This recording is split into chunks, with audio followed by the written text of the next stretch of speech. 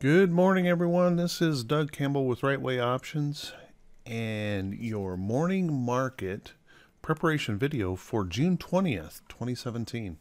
Well, my goodness, that market was really strong yesterday, gapping up and continuing to run higher. There is little to no fear at all in this market as we continue to melt toward new highs. And when I say melt, I'm actually referring to the fact that we didn't have really strong volume yesterday. We're just literally melting higher as the market just shows no fear, and there's just a tremendous amount of buying activity all over the market. So the best we can do as a trader is remove our bias. No matter what we feel or believe about the market, and just simply follow the chart. A common problem that I had years and years ago when I would try to apply my bias to the market. I wanted to be right. I wanted to be right so much that I would literally fight the market direction. Fight the market thinking that I guess that I could win that fight against the market. Well, clearly none of us are large enough to fight the market. The only thing we can do to be effective is set aside that bias. Now, I personally believe leaving a gap behind at new market highs is very dangerous and invites a big reversal or whipsaw. But I can't apply that to my trading until I see it. I have to trade with the direction of the market until that market shifts. So until price action gives us clues to something has changed, I will continue to trade with the direction of the market. If we look at the SPY made a new closing high, didn't make new record high prints, but a dramatic reversal yesterday. I mean, you know, a hammer pattern down here at the bottom of this price action box to a full-on breakout of that box in one fell swoop, leaving a gap behind and just showing all kinds of strength. If we look at IWM looked like it was a case for potentially failing this resistance level yesterday early on, and it managed to power above that resistance level and close up there where we could have a chance of the IWM or the Russell participating in this overall upside move. Now the Qs, clearly they have some problems. The Qs has a resistance high up here that is going to be really important that it breaks through.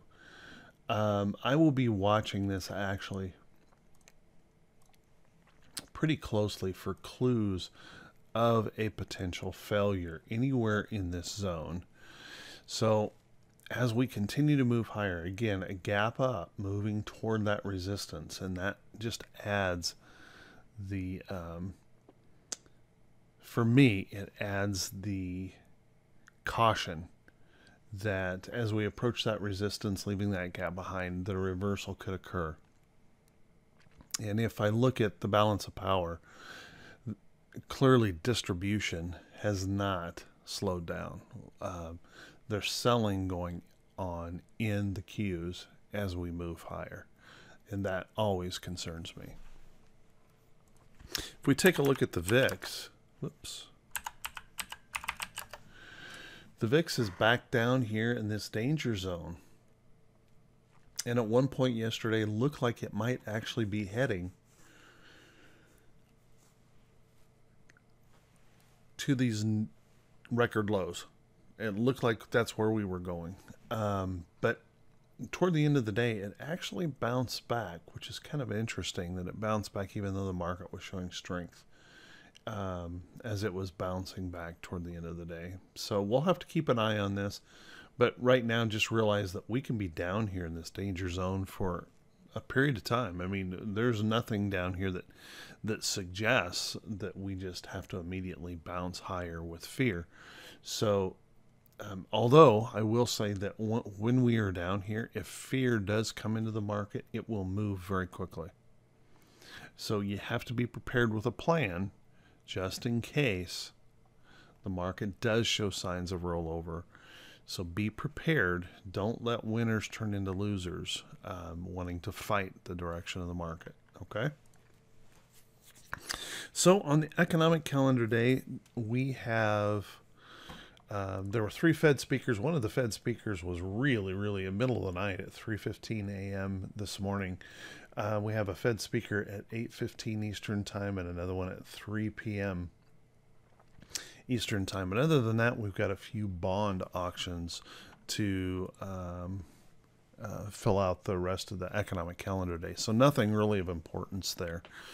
On the earnings calendar, we have some big earnings out here today. There's only 21 companies that report today, but we have Adobe, ADBE that will report after the market close. That's a big stock and one that can move the market on its report. We have FedEx. Now, Federal Express, it reports again after the market close. Federal Express is one of those companies that people look at as a marker for the strength of the consumer. And you can see FedEx is showing strength into this earnings report. And we'll have to see how that comes out tonight after the market close.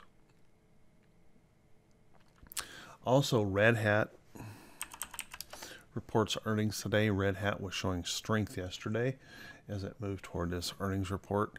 Red Hat also reports after the market close. And then there is Lennar.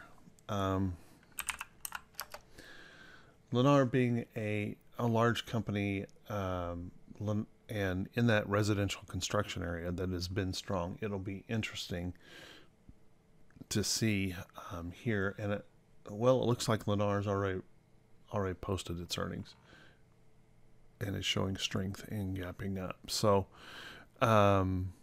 housing continues to look strong here as the builders continue to remain strong. So, all right, everyone, have a great day. If you're watching this for the first time, please do me a favor. Click that subscribe button if you're watching on YouTube. And if you're watching on Facebook, if you could please just click that like and follow button, I would really appreciate it. That way, when I do these videos every single day, you'll be notified as soon as they come out and don't have to go searching around for them.